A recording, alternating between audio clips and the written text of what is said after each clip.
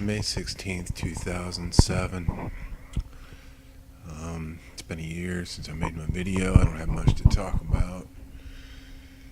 My spiritual journey, I don't know. Not much of a journey. Most of the things that I've believed in, even in a metaphysical sense, I no longer believe in. I don't quite know what to say. I want to make a video just to talk. But I'm seeing some things about this eclipse that's coming. I made that Rahu video February 14th, 2016, talking about the nodes of the moon, what the eclipses are, whether they're hidden bodies in the sky, as the Hindus and the Veda allude to. It's irrelevant. Point is, the nodes are in the sky. That's where the point between the sun and the moon cross, if you believe in a heliocentric model.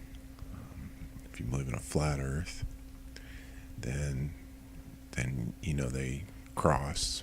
But either way, these nodes, annular eclipses, solar eclipses, lunar eclipse, they happen 6 months apart from each other roughly, because the nodes are apart. The nodes are moving back. Rahu, the spring or the summer node, is moving into Cancer, and the winter node is moving into Capricorn. Seeing a lot of things about this Revelation 12 and dates being set. Another Rosh Hashanah, Feast of Trumpets. Same thing, different thing. Always every September. Going to be the end of the world. I'd said that in the other video. It's been going on most of my life that I've been watching. But and one thing I'm not seeing, it's kind of interesting, is the nodes of Rahu and Ketu, the ascending descending nodes, are going back into Cancer and Capricorn. And in the Revelation 12, it talks about the serpent at the end. After it's cast, the dragon's cast into the earth, the serpent opened up its mouth as a flood after the woman, and the earth helps it and swallows up the water. And it's funny that the Virgo thing is coming up, where Jupiter's gonna be in the womb of Virgo. I was still looking for it clothed with the sun. I know it's in a sun sign in September, but anyway, it's irrelevant. That I haven't already mentioned about this Rahu Ketu thing again, that Rahu will be in Cancer, which is a water sign, and Ketu will be in Capricorn, which is an earth sign. And those are the two elements that are mentioned at the end of the book of Revelation, chapter 12. It's just interesting. But I don't know what's going on with Ascension. I don't have much to talk about. I don't do a whole lot anymore. I just exercise, jog, get out, do things, stay active, get into physical activities. But kind of bored. There's nothing spiritual I see going on.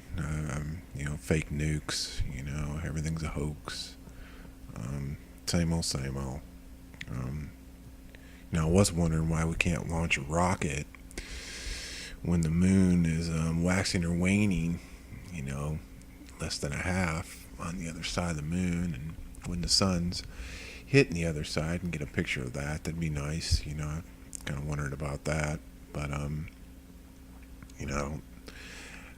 kind of went through this Bodhisattva thing, and got more and more interested in what the Tathagata was. I'm not so much in the Eightfold Path and all this. The religious aspect to me is just the same as anything else. It's something for my mind to grasp, and knowledge, and you can't really know who you really are. It's not possible. The mind can't fathom. The mind's connected to the cosmic mind, Akasha, which For me, some people believe that's God. I don't believe that's God, because it can be named, and the Akashic record or the cosmic consciousness, whatever. It's still consciousness and it's still a name. But I do believe it is the mind, but we can't really know. So I got into this Bodhisattva thing, and I started noticing that a lot of people thought it was ego, and I kind of saw it the opposite, because you're stuck. You're never going to rise above anything but a servant, but you're always trying to alleviate suffering for others. And to me, it's still the word Tathagata. I looked at Tathagata, and there's a lot of controversy about what the word means. And it means the one who has come, and the one who has gone is the accepted translation. And one who has gone beyond. And that reminded me of something I knew from Hinduism, and it was given to me again, just passed along in a message called the Jiva Mukta, which the Jiva Mukta has Jiva Mukti, which is liberation. You're liberated while alive. And that seems to be what the Tathagata was trying to get to. Siddhartha was talking about going beyond karma, and the Tao talks about it also. You go beyond karma. You're not here for karma. The Bodhisattva is here for karma, but beyond the Bodhisattva was the Tathagata, and that was the absolute, the extreme, where you become all things. I guess on one hand it does sound like ego, but on the other hand, it means you don't express your ego anymore. Things that most people think are important, like expressing my individual self, are irrelevant. There's really no sense in it. So to me, I saw it as anti-ego, or no ego, the destruction of self, the small self, to create and become one with the higher self, the Atman, the Adam Kadmon. And so I wondered if Buddha wasn't resurrecting an idea that had long been forgotten in Hinduism, about the Jiva Mukta. So the Jiva Mukta is basically one who is liberated and become one with Brahma. And from a fundamental Christian upbringing, that sounds like you're declaring yourself God. But the more, so I shied away from things like that. But the more I started looking at ascension and looking at levels above, I hear people say, I want to get to the next level, and I've thought that too. I want to ascend, and so many people want to get to this higher dimension, and that places yourself above. That means there's somebody above and there's somebody below. And just through hermetic principles that I embrace, that as above so below, there is no above, there is no below.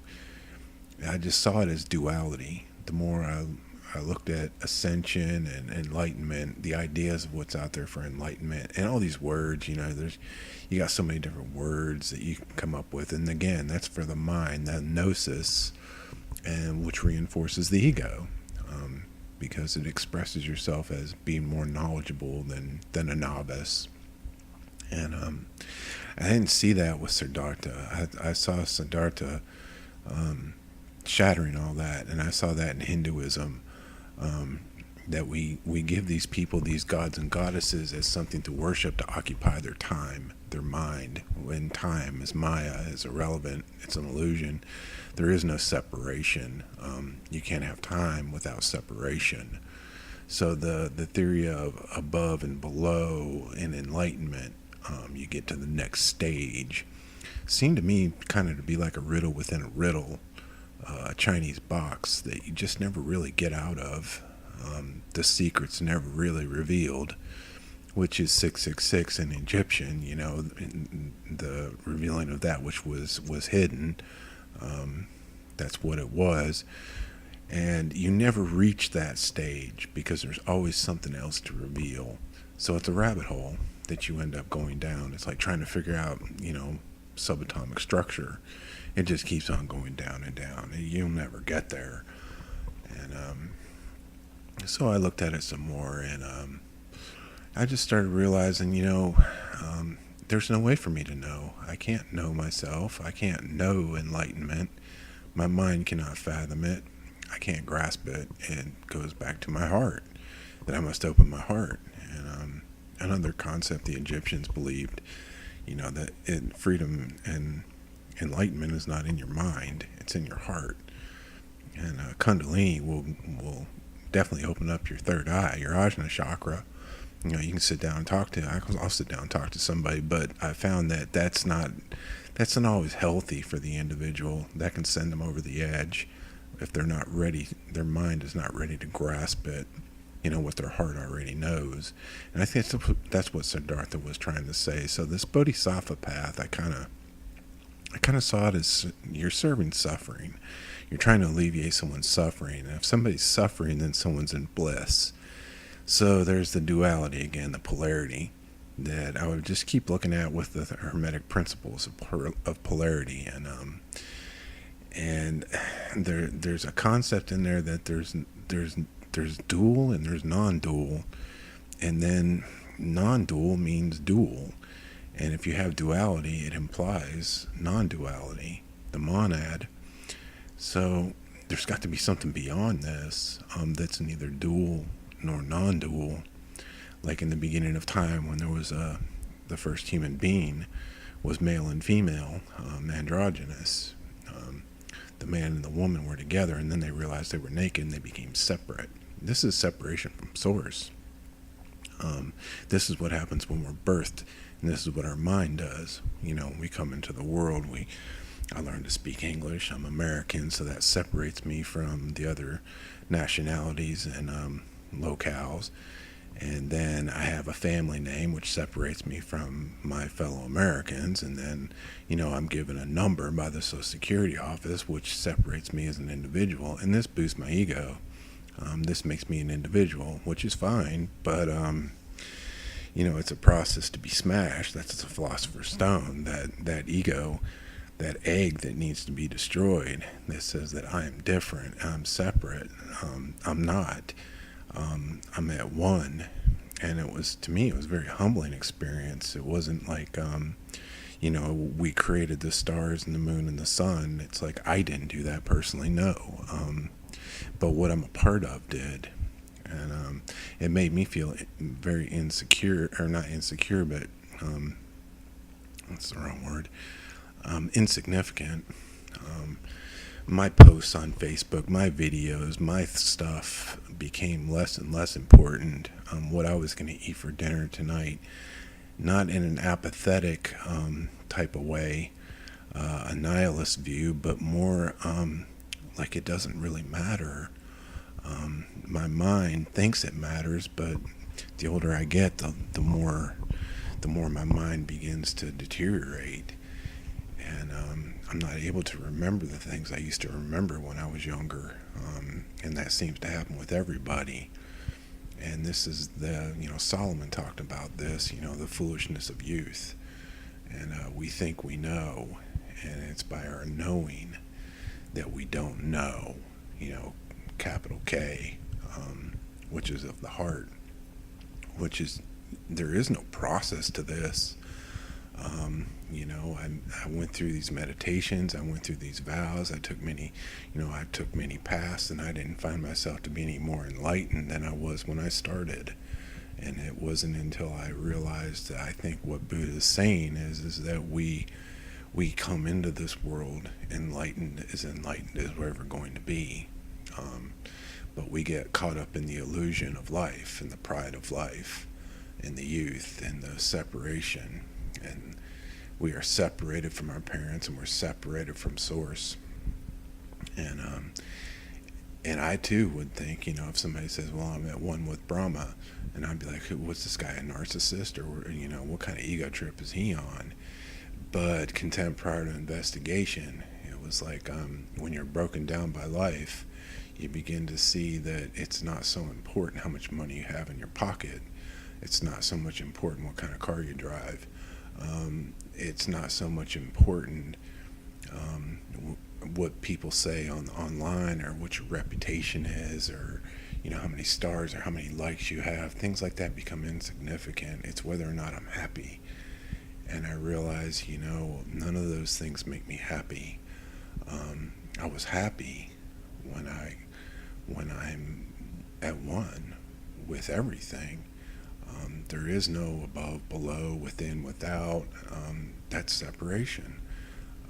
That's distance. That's elevated, and putting yourself above or below, and that's ego. Raging egomaniac with an inferiority complex. That's what I was most of my life, and still could be, at the drop of a hat, because my mind is still running. So, I began to realize that it's not really important. What I remember, what I know, was the degree of this star has to be at this place on this day, and I have to have this chant and this mudra, and even striking a match and lighting a candle to me started becoming like a religion. It's still outside of myself, and it's based upon my actions and interaction with something else that's outside of me, but yet it is a part of me. And enlightenment does teach you that the energy of that fire that's in that stick is still there until it doesn't matter if you light the match or not, it's still always there. But and I am a part of it, but the action of doing it is in my mind. I can remember it, and what I remember I recall. It's what I learned through incarnation in samsara, or whether it's in my ancestral DNA or whether it's in Akasha. It's still emanating from my mind, and my mind is not where I'm at. That's just a part of me. I believe we're all one mind, but our heart is somewhere else. That's what the seat of our soul, and our soul is not the intelligence of the heart. But I don't know, I'm just rambling.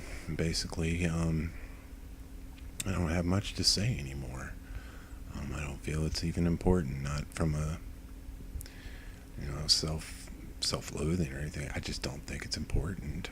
I do see some things out there I'm looking at. I don't see anything new.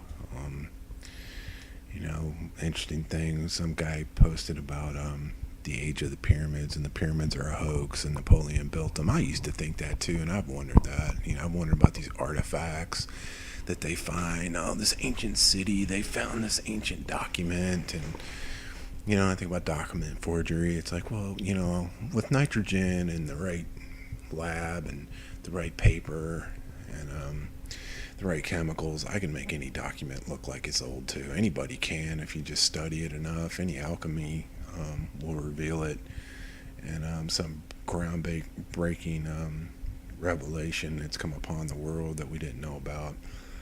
I am curious about that, where all this evidence is coming from, but we're digging up the earth, but we've always been digging up the earth. I don't know. Some of these places have been inhabited for thousands of years. People have been laying foundations and footers for eons, and all of a sudden some guy plows a field in the Ukraine, he finds all this stuff. It's just interesting. But anyway, it doesn't really matter. It's just another thing to remember, another thing to quote to sound good, or whatever, or to sound enlightened.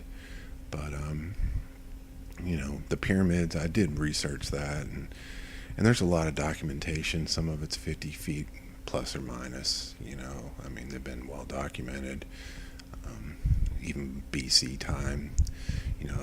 The Sphinx is the most interesting one. I didn't find too much about that until the 1800s. It just popped up out of nowhere. But they unearthed it, and it's there. They say it was covered with dirt. But again, everything's a hoax, and nothing can be proven. So even what I say, and that's why I just end up being quiet anymore and just enjoy life and get out, hike, jog, listen to music, sit in the sun, get out and do something. But this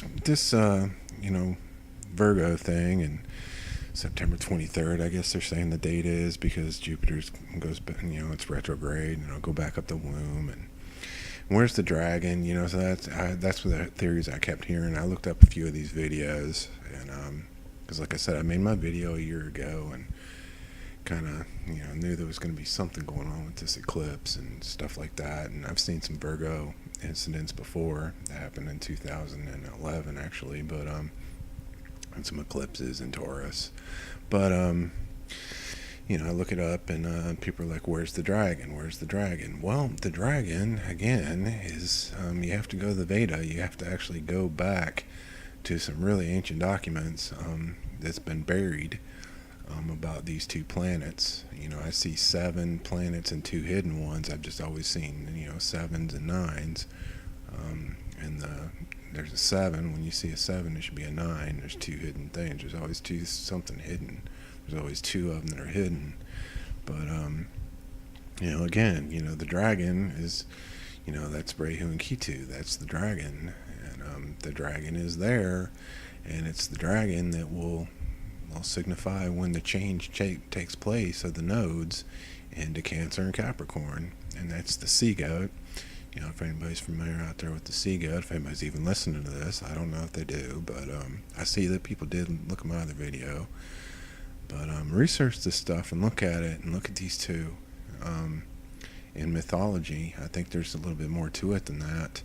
I don't believe it's just mythology. I don't believe it's relegated to the Veda. It's not. I've got it written down. You can research it. There's lots of literature out there about these two bodies. And artificial satellites, there's more than one. And again, it goes back to the people talking about this Black Knight satellite. It's like, well, research that and you'll find there's actually more than one. They've been talked about. And these nodes are around the Earth, and they do move. Yes, they're orbital. And, that is the dragon. So whoever's out there and they're making videos and saying there is no dragon anywhere in Revelation 12 with this Virgo event, yes, there is, actually. It is there, and the 2 elements of water and earth are represented because that's where the nodes are going. I don't know what it means. I know it's all pretty much like I hear that there's going to be a supernova now in Cygnus. It's going to be one of the brightest stars in the sky here within a few years. Always makes you wonder, how do they know this stuff? They picked up some X-ray Cygnus X has been blowing X-rays now for 20 years. How do we know that's a supernova? So it makes you wonder, how do they know this stuff? You say, well, they got satellites, but then you got other people say they're not real. I don't know. But, hey, they seem to be able to know what's going to happen before it happens. So how do they know this? If there's no satellites, then you have to wonder, how are they knowing this then? And they have some type of knowledge. And, I used to believe that Satan was talking to them and all this stuff. But, as I got older and realized, if I know a Satan, I look at myself and the things I've done in my life. It's like, well, I haven't got enough to deal with in my own ego without worrying about some boogeyman over here in the stars that actually metaphysics tells me I'm at one with, so it's the darkness in me. So I can't think that it's Satan talking to them. So they must have some ability to be able to look ahead and see events, or, they really do have satellites up there. I don't know. I don't know what they got. I don't see them. I'm not launching them. I'm just a peon like everybody else. But, I just throw that out there. If anybody's listening and they are looking at this Revelation 12 event and they're taking it serious, and they're in this discussions that I'm no longer into. I don't go to Facebook. I don't go anywhere anymore. Just go to work and do my thing. But, if you are in these discussions and it does pop up that there is no dragon, look at it. Look at how many Azuras there were. There were supposedly 7 Azuras, and Rahu was one of them. So, and then he got cut up, and now there's 8. And he's the 8th of the 7th if you put him back together. And, he's the head in the sky that talks, or whatever, and the talking heads. But in the tail is the mother of comets. I thought about that. Well, what if a comet's going to appear? And around the constellation of Virgo that we don't know about at that time, a red comet. I don't know, and fall to Earth. I have no idea. We could, I don't make conspiracies. I could make up some good ones, but, I just don't do that kind of stuff anymore. But, it's all there. I don't know what it means. I just know that the change is coming for the nodes, and the energy is going to change. It already is changing, as it's been changing since about January, and since the first full moon of January. Water signs should have felt it the most, and we got a lot of water coming up that's going to be affected. But and the other thing was, people were saying this revelation thing. I did watch another video. The guy was like, they're basing it on Roman mythology. Rome did not invent the zodiac. Rome only borrowed names. And they're saying they're basing all this mythology, and John had no idea he wasn't talking about the Roman mythology. I don't understand why I hear other, people interpret this prophecy from a Christian perspective that, they can't be Roman pagan symbols, and John couldn't be talking about Rome, as if Rome invented, the zodiac. The zodiac has been around long before Rome. The Chaldeans and the Egyptians knew about the zodiac, and they taught, and it got carried to Asia Minor, which got carried to Greece, which taught it to Rome. So just because Rome is talking about, Jupiter, that's a borrowed god. All these gods are borrowed. They're not Roman inventions. Rome was a great society, and they did a lot of mysterious things that we still can't explain, but they didn't invent mythology. And they didn't invent the zodiac, and they didn't invent the planets. They just renamed them, but they got the idea from the East. So John would have been knowing all about this. He would have known Job knew about Pleiades and Orion, and Sirius is mentioned. It's speculated, but anyway, the stars are mentioned. The zodiac is mentioned. All throughout the Old Testament. It's in the Kabbalah, it's in mystical Judaism. John would have known about these things. They just wouldn't have called it, precisely what Rome would have called it. They would have probably gone to Egyptian and Chaldean, but the concepts were the same. So these events in the sky, unless you think that, if something appears in the sky, I got news for you, it's probably a hologram, because the sky is a hologram anyway. So, if John's talking about holograms in the sky, I think no one's going to fall for a holographic dragon in the sky eating a woman up or trying to have a child. Everybody's going to see that, and they're going to know. Most people are. They're going to be in wonder, sure, but it's going to be like a movie. I think John, what he's talking about is God put the stars in the sky. The story is written in the stars. We are the stars, in my opinion. So we ought to know that John's talking about events in the sky. So it does kind of lend some credence, but I've just heard it so many times about this Virgo thing. This isn't the first time.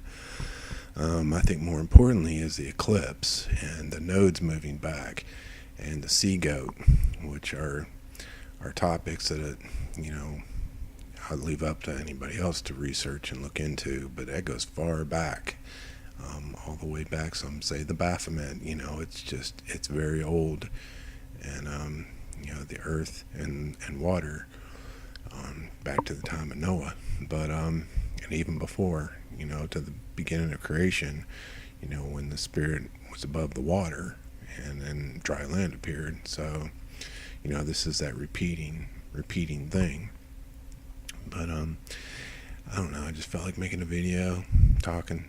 I hope everyone's doing well, and I don't know. Maybe I'll enable comments and see what anybody says.